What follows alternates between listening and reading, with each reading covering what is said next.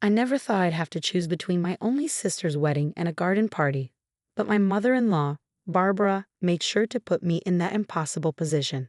Looking back, I should have seen the signs when she suddenly became overly interested in my schedule for June the 15th.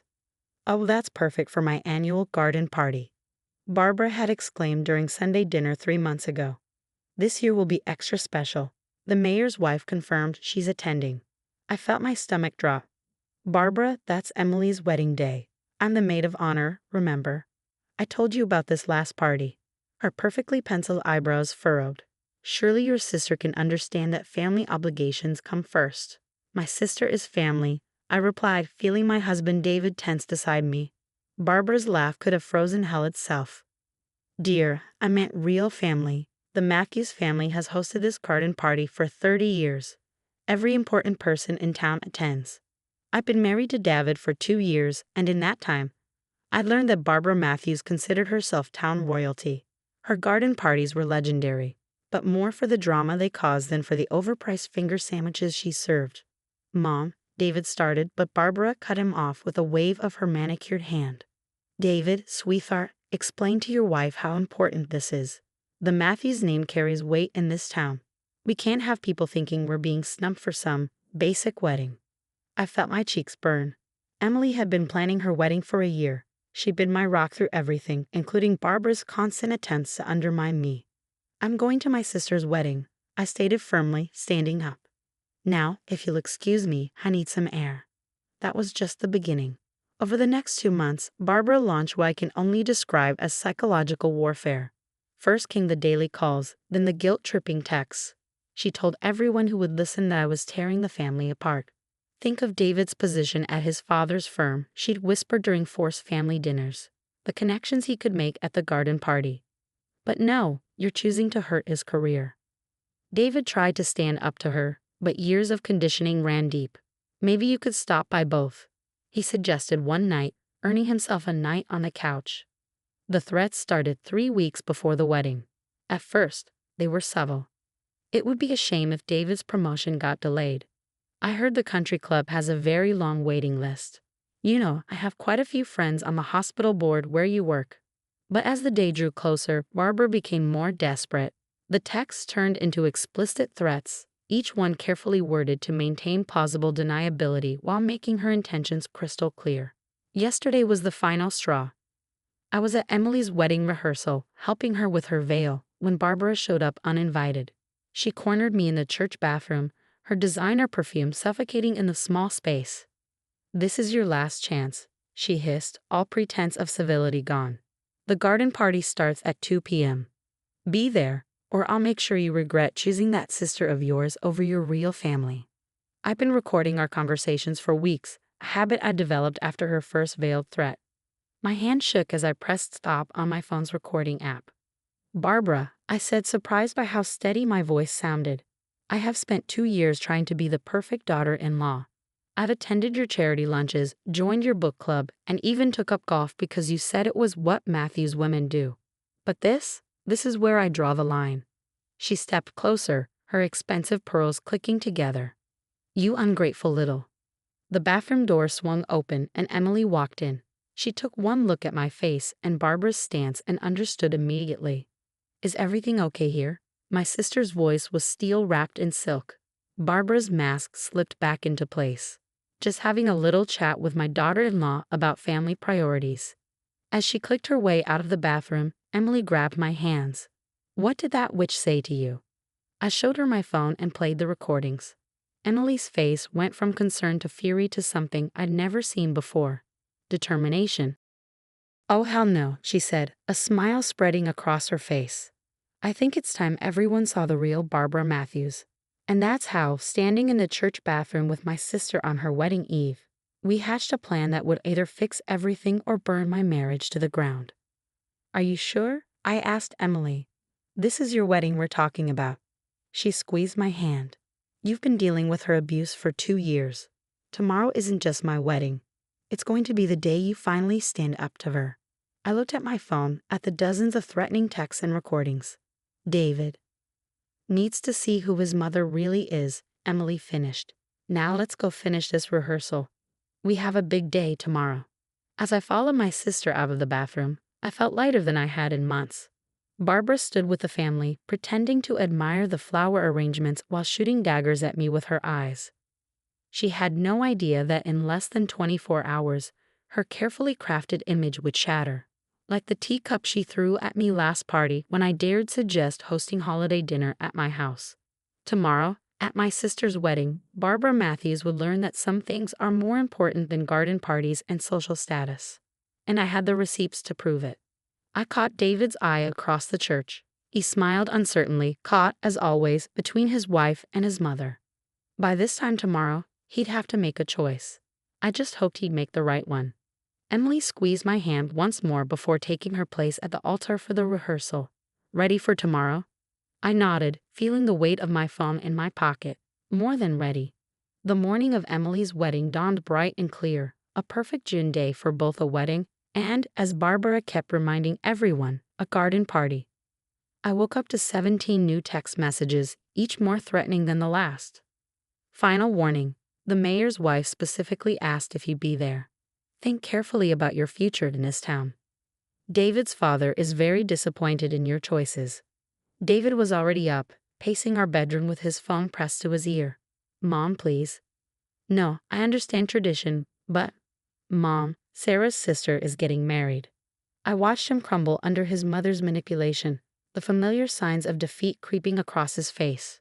When he hung up, he looked at me with pleading eyes. Sarah, maybe we cold. Don't, I cut him off, pulling out my bridesmaid dress. Just don't. The getting ready room at the church was buzzing with activity. Emily looked radiant in her wedding dress, but her eyes narrowed when she saw my expression. She's still at it, isn't she? I handed her my phone. While the makeup artist worked on her face, Emily scrolled through the morning's threats. Her hands tightened around my phone when she reached Barbara's latest message. Hope you enjoy being a bridesmaid because after today, you'll never be welcome at another social event in this town. Okay, that's it, Emily declared, standing up so suddenly the makeup artist jumped. Julie, get my laptop from my bag. Sarah, forward me those texts. It's time for Plan B. Julie, my fellow bridesmaid and it wizard, grinned as she pulled out Emily's laptop. Within minutes, she had it connected to the reception hall's AV system. All set, Julie announced. Just say the word and Operation Expose Barbara goes live. I hesitated. Maybe we should wait. The door burst open and Barbara swept in like a hurricane in designer clothes. Sarah, the garden party starts in 4 hours. I've saved you a place at the head table. Emily stepped between us, still in her wedding dress. Barbara, get out of my dressing room. Emily dear, Barbara's smile was acidic. I realize you're upset, but surely you understand that the Matthews family has obligations. The only obligation, Emily's voice could have cut diamonds, is your son's obligation to support his wife. Now get out before I have security remove you. Barbara's face contorted. How dare you? Sarah, if you don't come to this party, I swear I'll. You'll what? I interrupted, pulling out my phone. Make more threats? Call the hospital board? Tell everyone I'm an unfit wife? I pressed play, and Barbara's own voice filled the room. Either you attend this party, or I'll make sure David's father reconsiders his position at the firm. The color drained from Barbara's face. You recorded me? That's illegal. Actually, Julie piped up. New York is a one-party consent state. Totally legal. Barbara turned to leave, but I wasn't done. I have 2 years of your threats, Barbara. 2 years of text messages, voicemails, and recordings. Would you like everyone at the reception to hear how you really treat your daughter-in-law? You wouldn't dare, she hissed. Think of what this would do to David. I am thinking of David, I replied. I'm thinking it's time he saw who his mother really is. The door opened again and David appeared. Mom? Sarah? What's going on? Barbara immediately switched to victim mode. Oh, David, your wife is threatening me. On Emily's special day, no less. I looked at my husband, the man I loved who had never fully stood up to his mother. David, I need you to listen to something. Before Barbara could protest, I played another recording, the one from the church bathroom yesterday. David's face cycled through disbelief, hurt, and realization as he heard his mother's threats, her manipulation, her cruelty.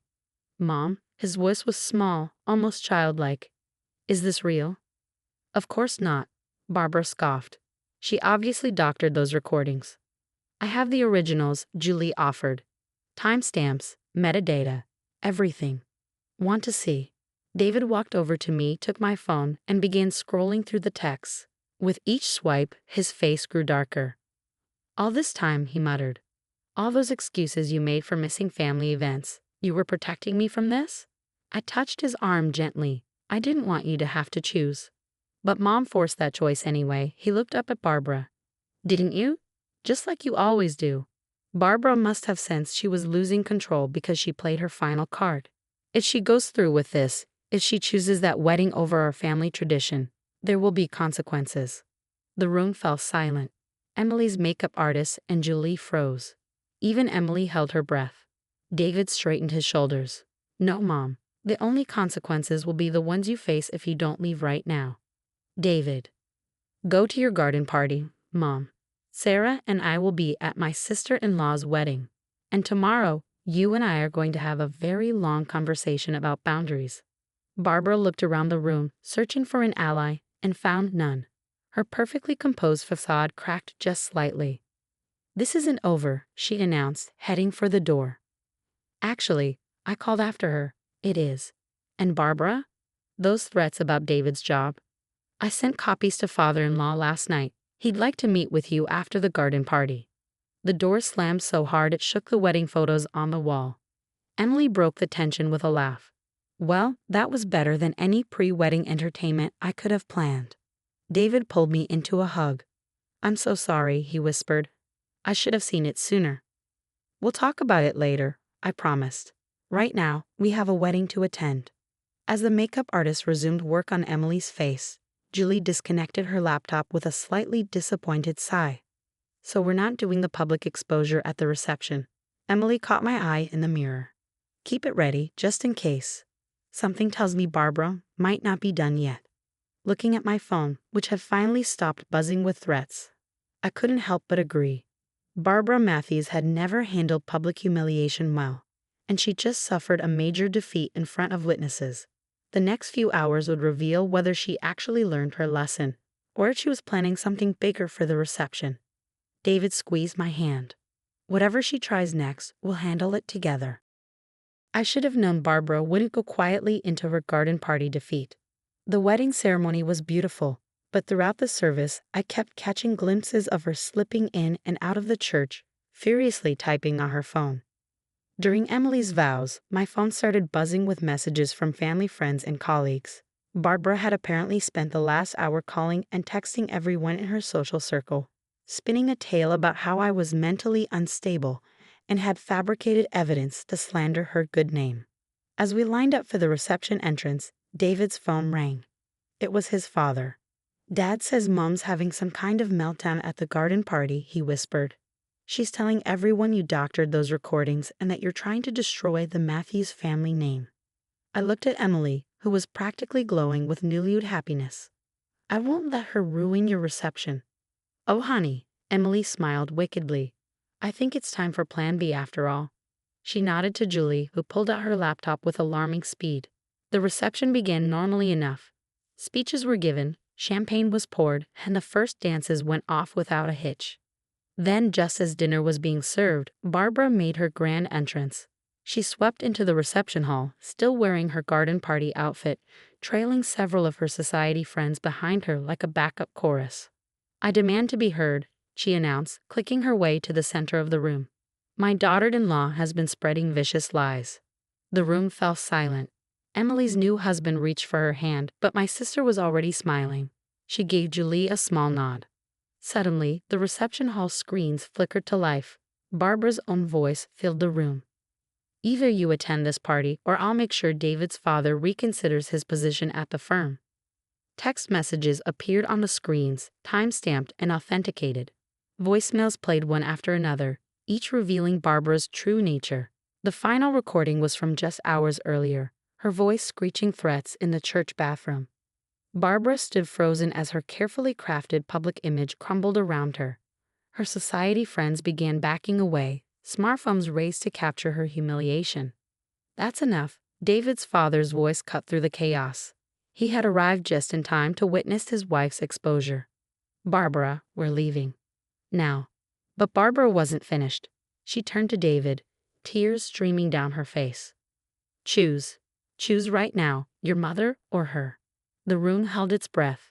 David looked at me, then at his mother, and finally at the screen still displaying her threats. "I already chose Mom 2 years ago when I married Sarah. I just wish I'd been brave enough to stand up to you sooner." Barbara's face crumpled. Without another word, she allowed her husband to lead her from the reception hall, leaving behind only the echo of her designer heels and the whispers of shocked guests. Later that night, as Emily and her new husband shared their last dance, David pulled me aside. "I got a text from Dad," he said. "He's taking Mom to counseling. Apparently, this isn't the first time she's done something like this. There were others before you, my high school girlfriends, my college roommates, anyone she saw as a threat to her control." I leaned into his embrace. "What happens now?" "Now," he smiled, "we live our lives without walking on eggshells. And if Mom ever wants to be part of that life again, she'll have to earn it, on our terms." Emily appeared beside us, radiant in her wedding dress. Best wedding ever, right? I mean, how many brides can say they took down an evil mother-in-law while saying "I do"? We all laughed, and for the first time in 2 years, it felt genuine. As we watched the last dancers twirl across the floor, I deleted Barbara's number from my phone. Whatever came next, reconciliation or permanent distance, would be on our terms, not hers. Sometimes the happiest endings don't come from keeping the peace, but from finally having the courage to stand up and say enough. And as I looked around at my real family, my sister, my husband, and the friends who stood by us, I knew we'd made the right choice. After all, some things are more important than garden parties.